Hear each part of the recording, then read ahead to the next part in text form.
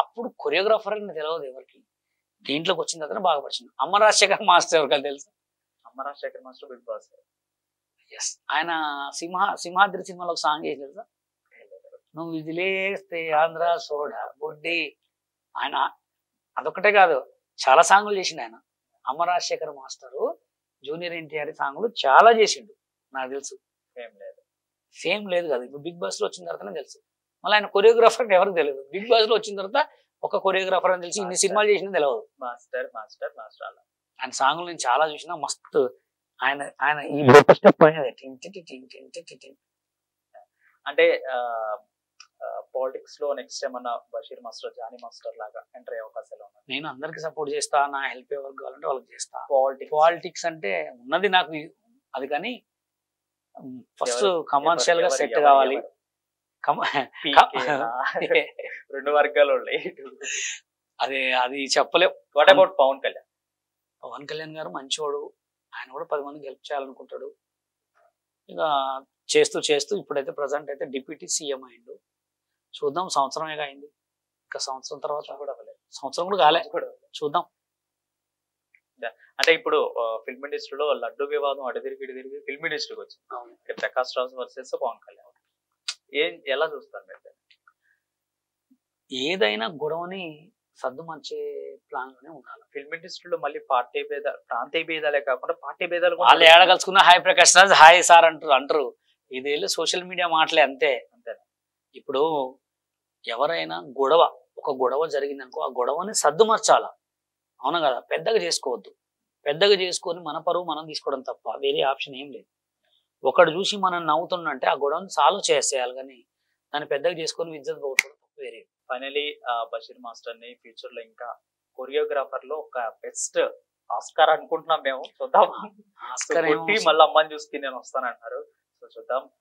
మీరు అమ్మాయిని చూసి ప్రేక్షకులకి ఏం చెప్తారు? ఫ్రెండ్స్, ఒకటే, ఇప్పుడు జరుగుతున్న సిచ్యువేషన్ ఎలా ఉందంటే, ఎక్కువ పిల్లగాళ్ళు స్మోకింగ్ కి అండ్ బాగా త్రిబుల్ రైడింగ్ కి హెల్మెట్ పెట్టుకోకుండా బండ్లు స్పీడ్ పోయి యాక్సిడెంట్లు చాలా అవుతున్నాయి. ఇప్పుడు ప్రజెంట్ ఏంటంటే తల్లిదండ్రులు బాధ్యత ఎక్కువ. నా పిల్లగాడు చచ్చిపోయిందని ఏడ్చే కంటే కూడా నా పిల్లగాడు ఎటు పోతున్నాడని ఆలోచించండి.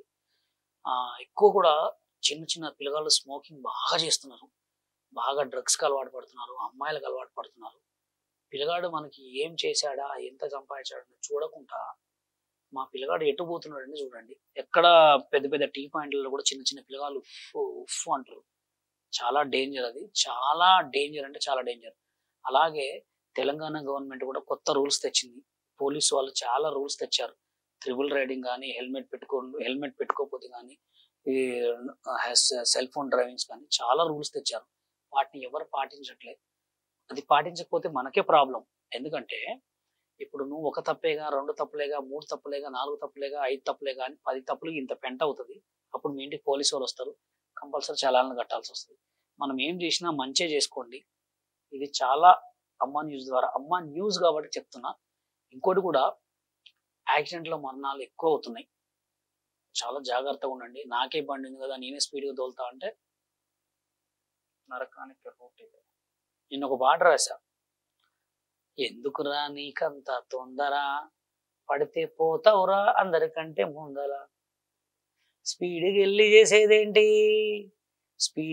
చేసేదేంటి, ఫాస్ట్కి వెళ్ళి చూసేదేంటి, ఎందుకురా నీకంత తొందర, పడితే పోతావురా అందరికంటే ముందర. ఆ పాట కుక్క కూడా చూడలే. ఎందుకు చూడదు? ఆ పాట మంచిది కాబట్టి.